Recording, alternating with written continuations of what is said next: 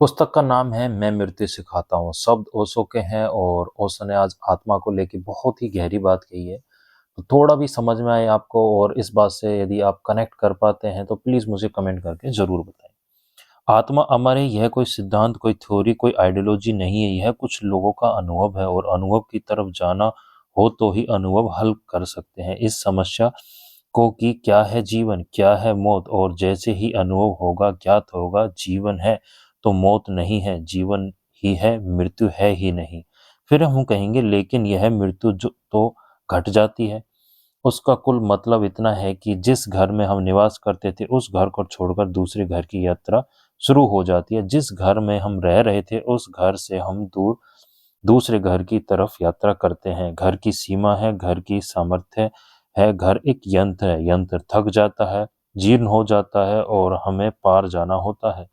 अगर विज्ञान ने व्यवस्था कर ली तो आदमी के शरीर को 100, 200, 300 वर्ष भी जिया जा सकता है, लेकिन उससे यह सिद्ध नहीं होता कि आत्मा नहीं है। इससे उससे सिर्फ इतना ही सिद्ध होता है कि आत्मा को कल तक घर बदलने पड़ते थे, अब विज्ञान ने पुराने घर को ही ठीक कर देने की व्यवस्था कर दी है।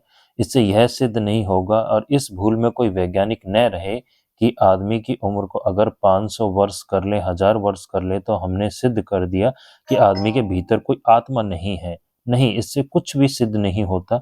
इससे इतना ही सिद्ध होता है कि मैकेनिज्म शरीर का जो था उसे आत्मा को इसलिए बदलना पड़ता था कि वह जरा जीर्ण हो गया था। अगर उसको रिप्लेस किया जा सकता है, हृदय बदला जा सकता है, आंख बदली जा सकती है, हाथ पैर बदले जा सकते हैं, तो आत्मा को शरीर बदलने की कोई जरूरत नहीं रही।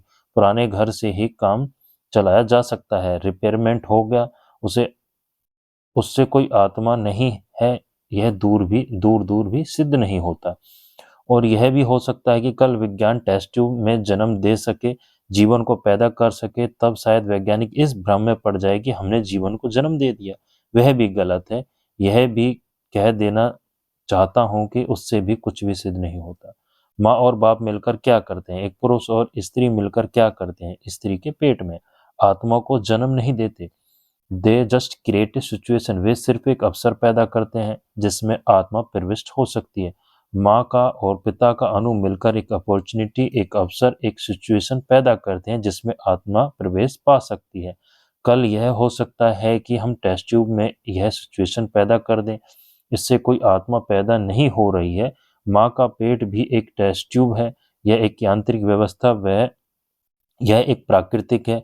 कल विज्ञान यह कर सकता है कि प्रयोगशाला में जिन जिन रसायनों तत्वों से पुरुष का वीर्याणु बनता है और स्त्री का अणु बनता है, उन उन रासायनिक तत्वों की पूरी खोज और प्रोटोप्लाज्मा की पूरी जानकारी से यह हो सकता है कि हम टेस्ट ट्यूब में रासायनिक व्यवस्था कर लें। तब जो आत्मा कल माँ के पेट में प्रविष्ट होती थी वह अब टेस्ट ट्यूब में प्रविष्ट हो जाएगी। लेकिन आत्मा पैदा नहीं हो रही है, आत्मा अब भी आ रही है। जन्म की घटना दोहरी घटना है, शरीर की तैयारी और आत्मा का आगमन और आत्मा का उतरना। बहुत ही गहरी बात है। जो भी समझ में आए प्लीज मुझे कमेंट करके जरूर बताएं।